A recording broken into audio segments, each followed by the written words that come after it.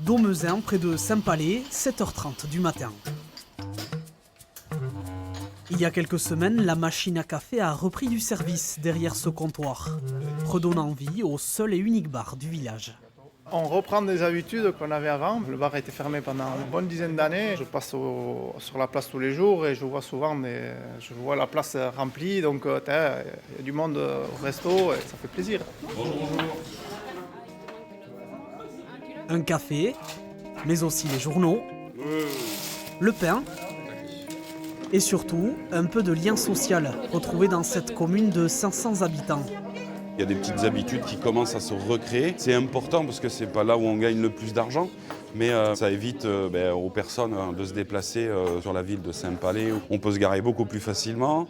Il y a plein de petites choses qui font que, et donc on va prendre le petit café, et puis ça va causer entre eux. C'est de recréer le vrai lien social. Ah oui. Je vous ferai un petit week-end guinguette. Ah oui, ça nous faut ça. Olivier a repris l'établissement avec son épouse il y a à peine 2 mois et a déjà des idées plein la tête pour y organiser des animations. Plaza egiten du berriz ikusteari.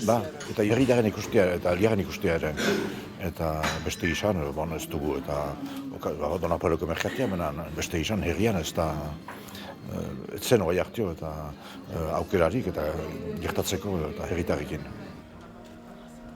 Situé sur la route entre Saint-Palais et Mauléon, Domezin, village agricole, comptait autrefois jusqu'à 5 bistrots dans son bourg.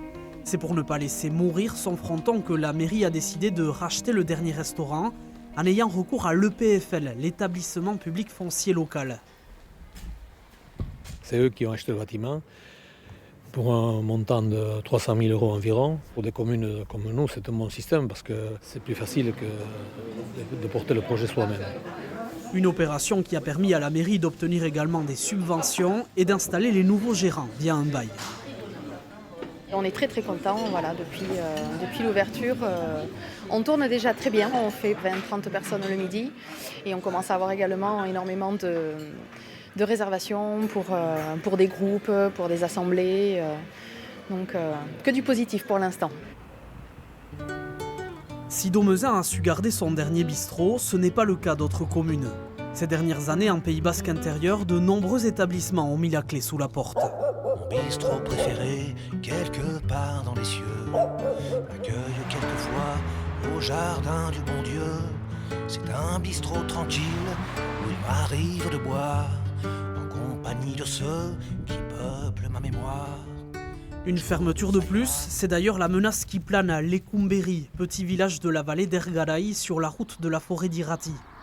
3e génération à tenir l'hôtel du Fronton, Bruno et son épouse s'apprêtent à vivre leur dernière saison ici, avant de prendre la retraite.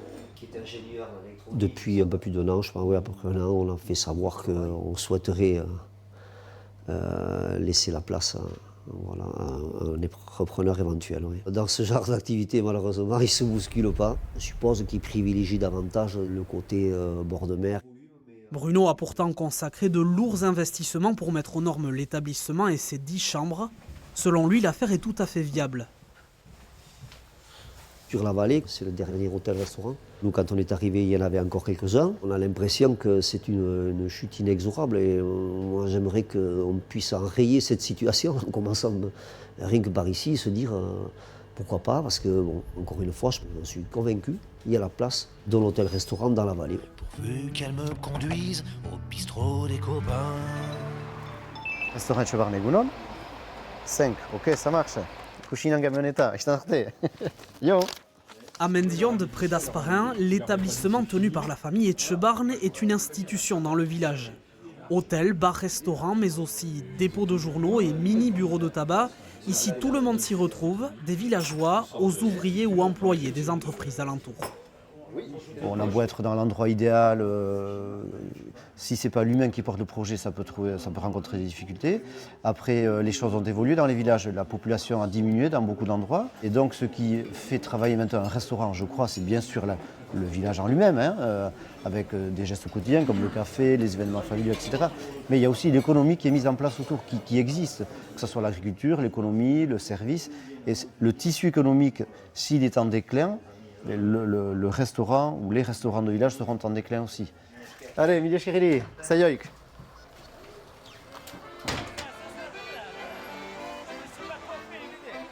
Le bistrot, lieu de rencontre, de fête, de convivialité.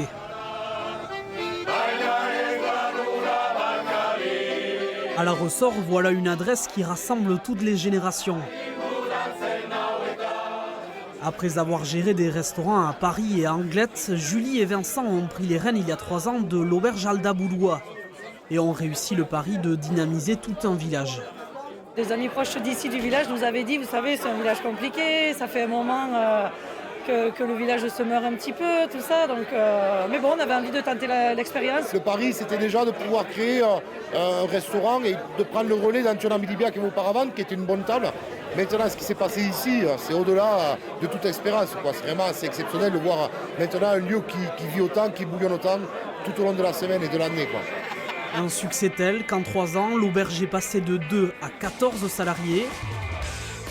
Des soirées-concerts au 3e mi-temps des joueurs de rugby, le bar est devenu un véritable lieu de vie. Oui, ça manquait, oui. On est jeunes et tout ça, c'est bien. Pour La Ressort, c'est super. Il y a la mairie, il y a l'église et il y a le café, l'auberge à côté. Ils ont trouvé la recette pour que ça marche, non? Enfin, clairement.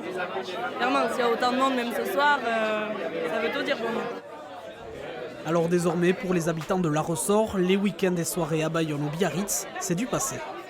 Maintenant, on a aussi des Cochalais, ceux qui viennent d'Anguelou, de Bayonne, tout ça, qui avant c'était nous, de l'intérieur, entre guillemets, qui allons sur la côte, et maintenant c'est eux qui viennent vers ici. Donc ça, c'est quand même le côté assez marrant. Sauver les cafés en milieu rural, enrayer leur disparition, c'est l'objectif d'un plan lancé au niveau national. Des lieux qui, à l'instar d'Alda Boudois, contribuent à maintenir le lien social dans les villages.